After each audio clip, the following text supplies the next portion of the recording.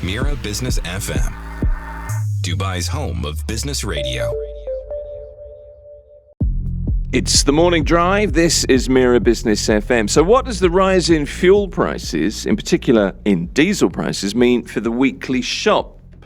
Prices are significantly up this month. UAE retailers say they're trying to keep key everyday items as affordable as possible to safeguard consumers. The question, of course, is how realistic is it to expect supermarkets to absorb additional fuel costs? And for how long as well? Mark Mortimer-Davies is the CEO of Choithrams, joins us back in the studio. Good to have you back. Thank you very much. Nice, welcome. Nice to see you. So here we are, 5 weeks into the conflict. When you were here a few weeks ago now, the message in terms of food stocks and the company kind of supply chains was positive. Reports from the Ministry of Economy and Tourism all reflect continuingly stable food supplies. Right now, though, diesel is up. It's something like 72%. Yeah.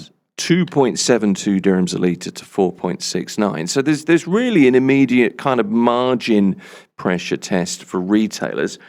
How's it impacted your operations? So I think, look, in many ways, we're lucky.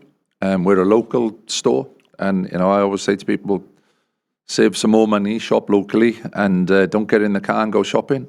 But for us, obviously it impacts everything, okay, from clearing goods from the port or the airport down to circulating those goods around our own stores.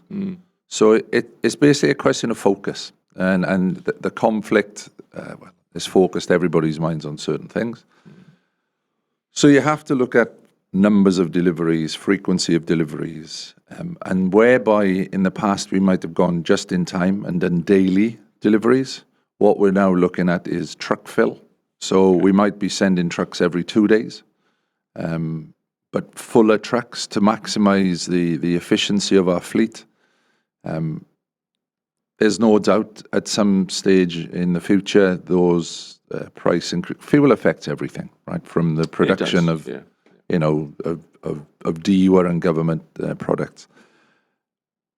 As a rough rule of thumb, a 10% increase in our diesel cost will be 0.3 to 0.4% increase in our cost.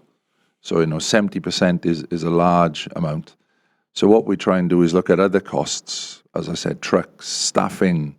We've reduced some of our shop hours, so that means we have less buses ferrying our staff back and forth. So wherever we can, we've looked to reduce other areas to offset the cost of the fuel. But it will, the longer this goes on, it will trickle through. It's inevitable. We can't sustain it and we can only trim so much out of our cost base. So we're trying to do that. We're working with other retailers. We're actually sharing now import deliveries. We're looking at shared distribution costs. So if we can work with other retailers and instead of them sending a half-full truck, and that's a half-full truck, we send one truck and we cover both units. So we've got 3 ongoing discussions at the moment with people who would be our competitors in many ways, but we're collaborating with them now to try and keep those cost to consumer down. And it's that. It's just re-looking at every small area of a business to try and offset as much of that 70% as we can. And you can make a difference by reducing working hours. I guess you have some 24-hour stores that don't need to be 24-hour stores, for example. Yep. And the idea is, as much as you possibly can, to reduce impact on consumers, hopefully that we don't even notice the things that you're doing. That's kind of the point. So that's the point. We've looked at our longer store opening areas, because that also means that we need 3 shifts of buses going to those stores. Right. So we reduce that now to 2. Yep. So there's an efficiency everywhere. For us in things like overtime and hours, less fuel used to get people there and back.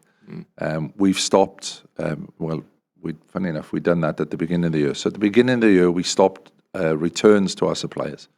It's in my view, it's a wasted sort of traditional system that, they would take certain products back. Yeah. That just means another truck come into our stores to pick stuff up to go back. So we'd stop that anyway. So that's taken out hundreds, if not maybe 1,000 or more extra trips that were being made. And we just keep looking for areas where we can marginalize the impact, but it won't go away. Being realistic, it will have an impact. Mm. I've read some recent comments that you've made to the press, and you mentioned it's not realistic to absorb all the cost increases indefinitely. Of course, yeah. But to what extent can you, though, so that how far can you go to protect your customers? I don't have a number on that. As I said. So how long is a piece of string question? Yeah. But so we work on what people call a moving average price. Right. So we have, let's say the average price of product A in our warehouse today is 10, mm-hmm. and then we get a new delivery that comes in at maybe 20. So what we do is we then say, okay, if we put all of that stock together, the average of one box is now 15. So you don't jump straight from 10 to 20. Right. You take it to 15, and then you look at, okay, my cost of delivery and everything now of that 15, how can I reduce them so that you can delay? It's inevitable that this will increase prices, but how far can we delay it, offset it? Can we look at local products for a while? Do we need such a broad range in all our stores? So can we cut out some of the items? So instead of bringing, half a container of one product and then a mix of other products, if we buy a full container load, the cost of that coming from the supplier is cheaper. Mm. So that offsets then some of the extra costs that have been added on. And something I never thought I'd say in my career, in some places at the moment now, when we look at air freight at the moment has a greater certainty of shipment and arrival. Okay. And although it's more expensive, if you look at sea freight where we're not sure if we can get the container on a ship, then we're not sure if we can get the ship into any suitable port. And we've got the partnership with Sainsbury's in the UK. Mm. We've had a container of our products from them dropped off in Sri Lanka. And I won't offend all the Sri Lankans on the call by trying to pronounce the name of the port. But so it's now our responsibility to get it from there. We've then got to send an empty container back to that port as part of the trading agreement. So once you add all that in, and all the time and effort, in many cases now, an air freight shipment is a better option because we're actually sure it's going to take off and land. And so we can plan.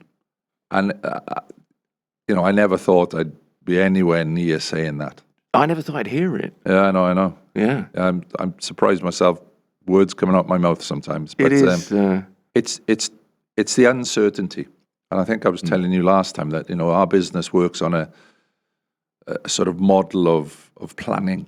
We plan when product, and if that is disrupted, then for certain items, I'm not saying we're going to be air freighting, crisps, but for certain items that are important, air freight is now a potential option for a short period of time. It's interesting. Look, I don't want to sound dramatic, but is there, for want of a better phrase, a breaking point where logistics costs can no longer be absorbed, or it isn't as effective as what you've just outlined? And that, we start to see, I don't know, staples, milk or bread or whatever, shooting up. I think with staples, the government is more aware, has more input. There are strategic stocks of certain items. Right. Yeah. So, and they are, we've just had a delivery of Easter eggs come in slightly late. Now, you're not going to get anybody come to your rescue. Right down to the wire, that one. You're not going to get people come to your rescue on that. Yeah. But when it's bread, when it's milk, then the government input and their willingness to listen and act is far greater. Yeah. And then you do have options. I think I was saying to you before, instead of fresh, you can buy a little bit of frozen. Instead of fresh milk, there is long life milk, and there's ample supply of long life milk. Yep. So it's more about switching and people's willingness to switch. And on staples, the support behind us is far stronger than on the sort of more peripheral items that you might not need, but you'd like now and again. You mentioned working with competitors slightly more closely now. I mean, your knowledge of this market, retail and supermarkets in this market is probably better than almost anybody I could mention. I think your experience here counts for something. You're calling me old now, aren't you? I'm not. I thought I got the euphemism right there, but I clearly didn't. But you know what's going on. You know the people. You're talking to people. How's the communication been with the competition? Because these are very specific set of circumstances. Yeah, I think. Look, we have a common. I maybe shouldn't use the word, but we have a common enemy, right? We have a common problem. Then. Yeah, for sure. And I think and also Choithrams. It's not me really. The Choithrams family have been in the business in the region for 50 plus years. They also. We have a distribution business, so we deal with many of our competitors on the other side of our business. So we have built relationships for 50 years. Yeah. And when you've done that, we're able to use those relationships and because of that trust, and get certain people in a room and say, okay, guys, look, we're all facing this common problem. How can we get together and for a period of time collaborate? On certain areas, and we found it's not down to me, it's down to the family trust really. Gets people in the room, and it's my job then to progress those discussions. And we've had, as I said, 2 to 3 very good discussions about doing that. And what that does is bring down the overall cost. Well, I'm not saying bringing it down. It delays us having to increase the overall cost of product. Okay. And I guess from the point of view of the authorities as well, when they see this kind of collaboration at a difficult time, there's a benefit to that as well. Yeah, they're appreciative, right? I'm sure. In not in any formal way, but it's a human thing. If I think you've seen the notes coming out from the government about thanking people for staying and whatever, and I think there's an appreciation that we're trying wherever possible to do the right thing. But they're also pragmatists as well. They realize that certain times we can't fix the issue. But I think if they see you mostly trying to do the right thing, every now and again when you have a problem, they're willing to understand that you're doing it because you have to, rather than because you want to. Yeah. But it carries a message, right? I mean, it's a positive. Yeah, any relationship is built on that, right? There's that bit of trust, and you'll see in the some of the press where they found people not behaving in that way, and that they've taken appropriate action.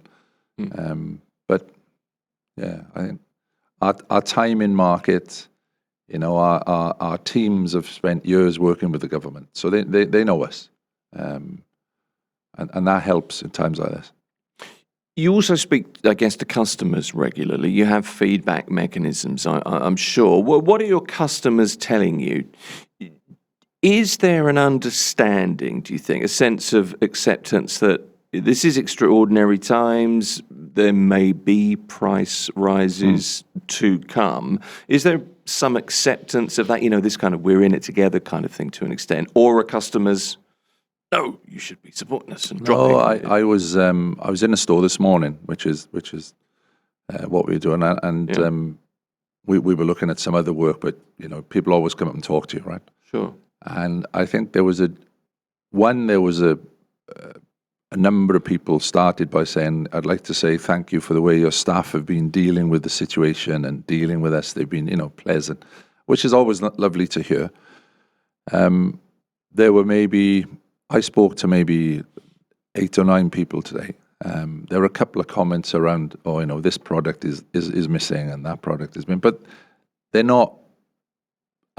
Maybe before all the trouble started, they would have been saying, "Hey, get your act together. Where is it?" Today, they look.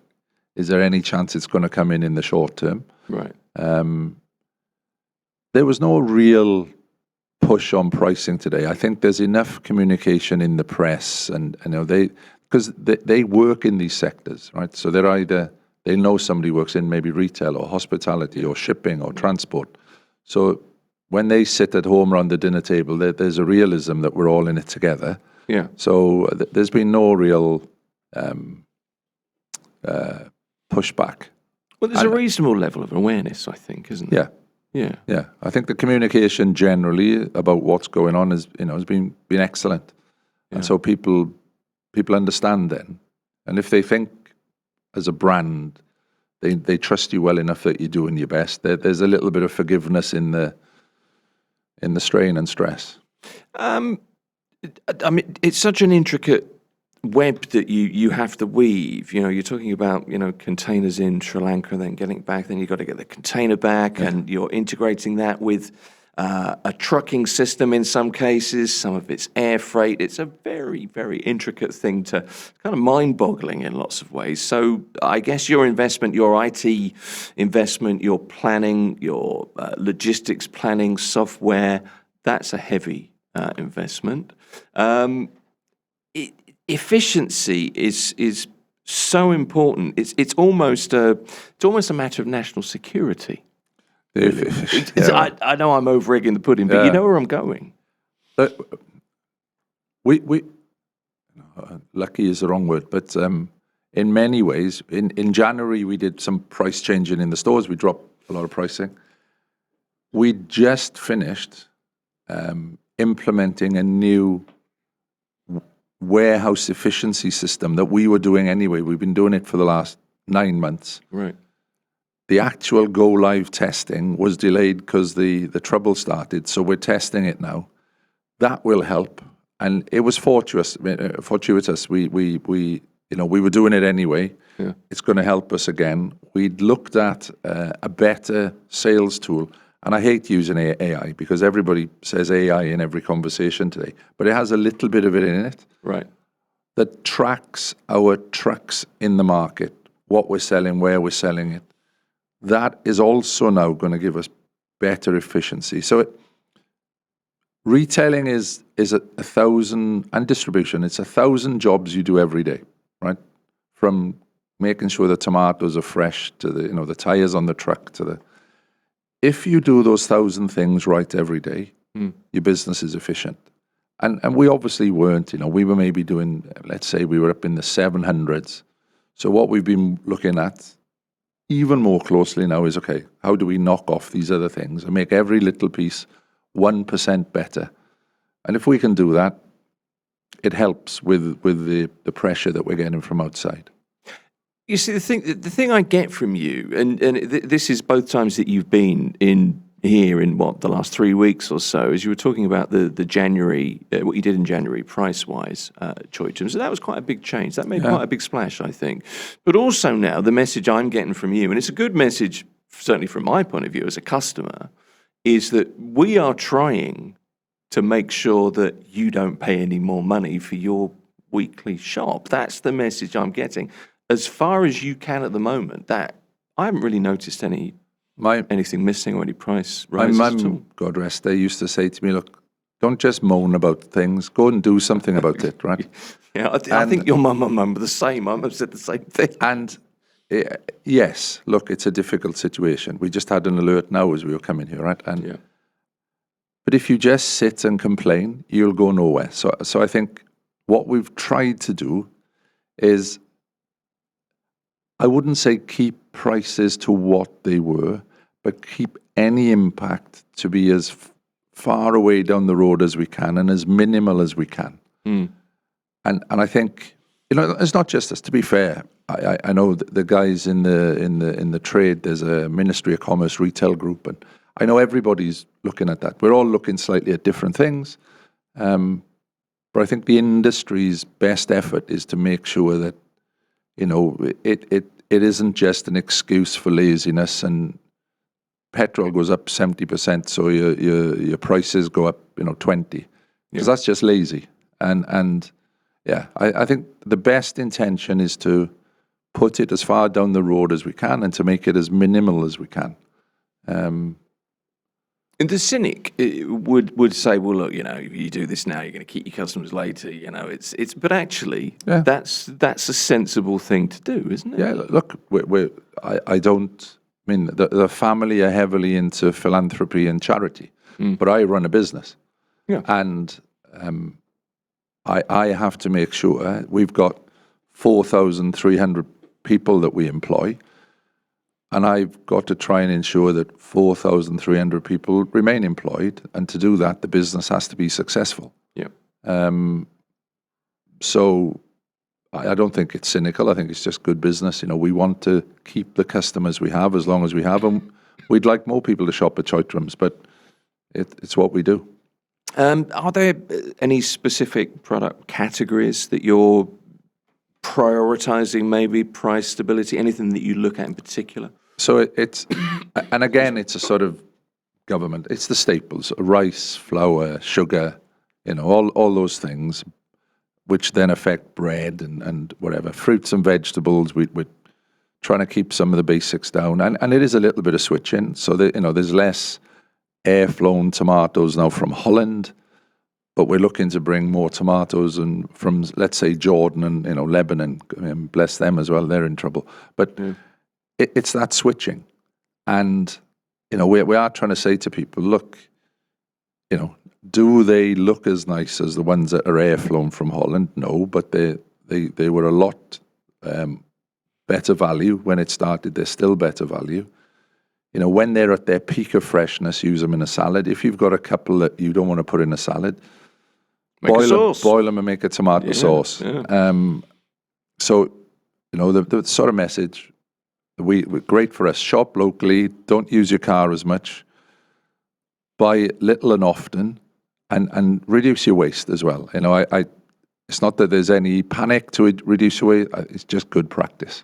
We're doing it, households should do it. Switch a little bit, fresh to frozen. I wanted to ask you that question, but it's a very hard question to ask without it becoming, if you're telling us to, shop less and make sauces, and there's an element of panic in there. But I don't mean it that way, and I think you got it across well there. That actually, habits that if you can encourage habits now, they're good habits to take forward. Because we waste a lot of stuff, Mark. People. Let's take beef. There are a large number of cuts on a piece of beef. Yes. That are not just fillet steak and sirloin steak and ribeye steak. Some of those cuts. Last weekend, I had a beautiful piece of brisket. Now you need to cook it for a good few hours. I smoked it. Right. It was great value compared to a fillet steak. It's such a man weekend thing to do. It was a man weekend, brisket, but it was a lovely smoked brisket. Very impressed.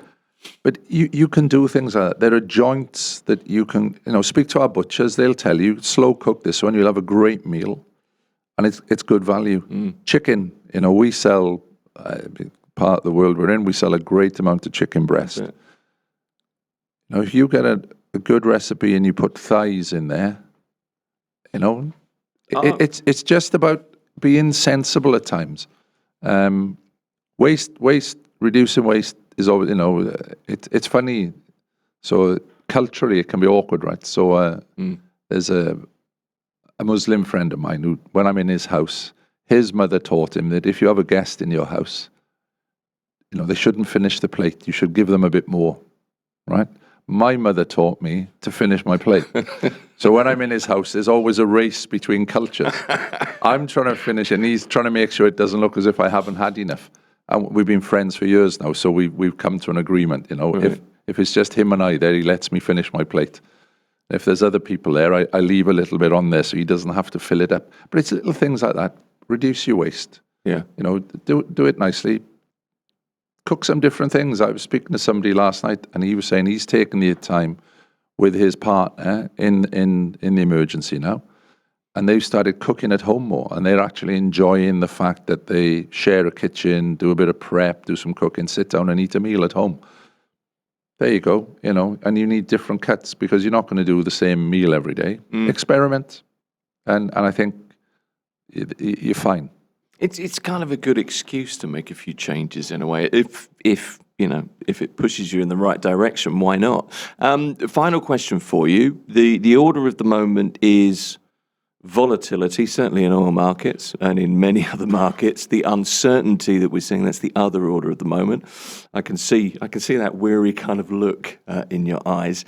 But if diesel stays around the price it's at, it's 4.69 a litre, for the rest of this quarter, let's assume it just remains there, it's likely to go up, I suppose.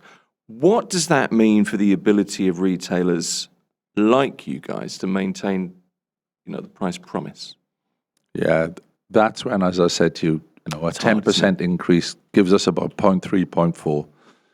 There's a couple of percent, isn't it, with the increase at the moment, in what theory. It is. So you probably start to see that leaking through, as little of it as we can leaking through 3 to 4 weeks' time. Because we had stock in, now we've got to look at some efficiencies, then it'll start to bubble through. And that is in many ways inevitable unless the powers that be decide to have a moment of sense and sanity around what's going on. Well, let's hope so.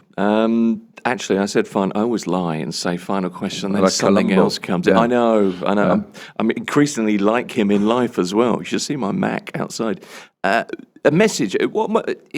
If you had a message for people, for shoppers, because it's something we all do. It's something we all have in common. If people are concerned about rising living costs or potentially rising living costs, what would you say? Yeah, I'd say, look, shop locally, don't hoard. There's no need. I mean, it's cash flow, right? Yeah. Shop locally, use your car less, use transport less, cook little and often, and, I think we'll get through this current period of uncertainty. But that would be it, really. Look at your own costs. As I think I was saying before, reduce your own costs, so don't drive as much. Go to your local store, buy sensibly, switch products where you have to, reduce your waste, and you're in a good space. I feel like we're in a life advice segment at the moment. I've just realised it's not like a retail segment. What's going on? I always like talking to you. Mark Mortimer-Davies is the CEO of Choithrams. Appreciate you being here, being straightforward, and thanks for coming back in. You're more than welcome. Good to have you here. Keep safe, everyone, right? Thank you. This is Mirror Business FM.